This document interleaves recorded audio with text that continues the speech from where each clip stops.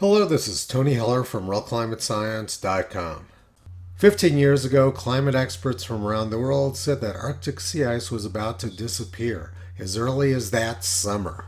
National Geographic reported, Arctic warming has become so dramatic that the North Pole may melt this summer, reports scientists studying the effects of climate change in the field.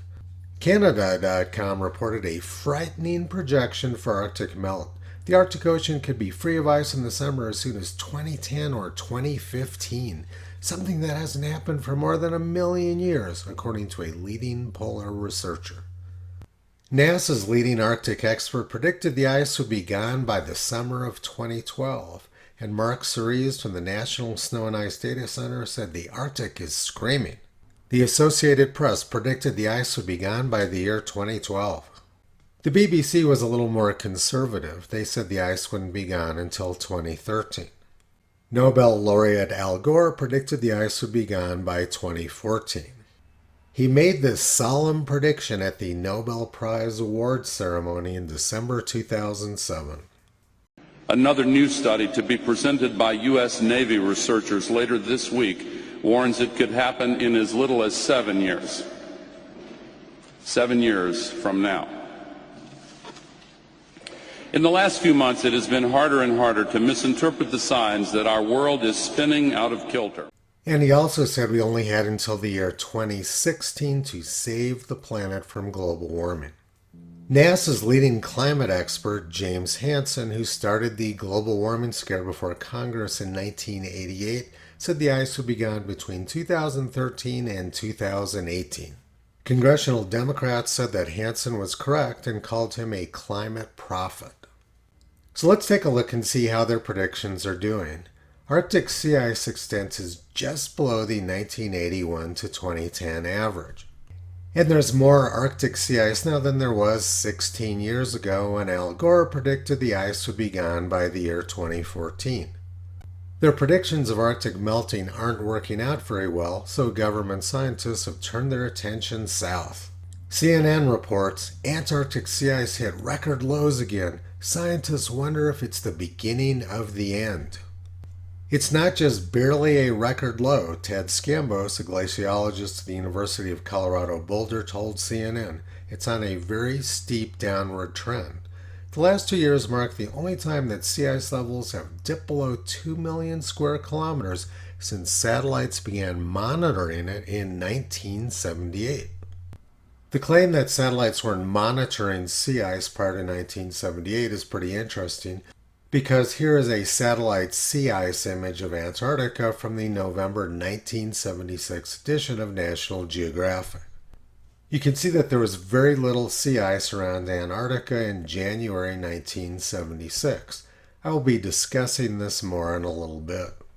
CNN reports that Antarctica is heating up out of control. But 3 years ago they reported Antarctica's last 6 months were the coldest on record. And satellites show that there's been no trend in Antarctic temperatures for 35 years. Over the past 35 years, Antarctic sea ice has been trending upwards and reached a peak in 2015. But after 2015, something changed with the weather patterns, and extent has generally been low like it was around 1980. So let's take a look at what the press and academics were saying around 2015 when extent was near a record high. October 7th, 2014, Antarctic sea ice officially hits new record maximum. Global warming alarmists had a quandary. They claimed the Earth was heating up out of control, but Antarctic sea ice extent was rapidly increasing. They had to come up with a theory for why there was so much Antarctic sea ice in a world that was heating up out of control. Ted Scambos from the National Snow and Ice Data Center blamed the high Antarctic sea ice extent on global warming. And now he blames the low sea ice extent on global warming. So no matter what's going on with Antarctic sea ice, it's caused by global warming. Now let's look again at this claim that satellites began monitoring Antarctic sea ice in 1978. The 1990 report of the United Nations Intergovernmental Panel on Climate Change told a very different story. They said satellite observations have been used to map sea ice extent routinely since the early 1970s. The American Navy Joint Ice Center has produced weekly charts which have been digitized by NOAA. And in the 1990 United Nations report, they showed that Antarctic sea ice extent dropped sharply during the 1970s and was quite low towards the end of the decade. And we can see this in the November 1976 issue of National Geographic. There was very little sea ice around Antarctica in January 1976.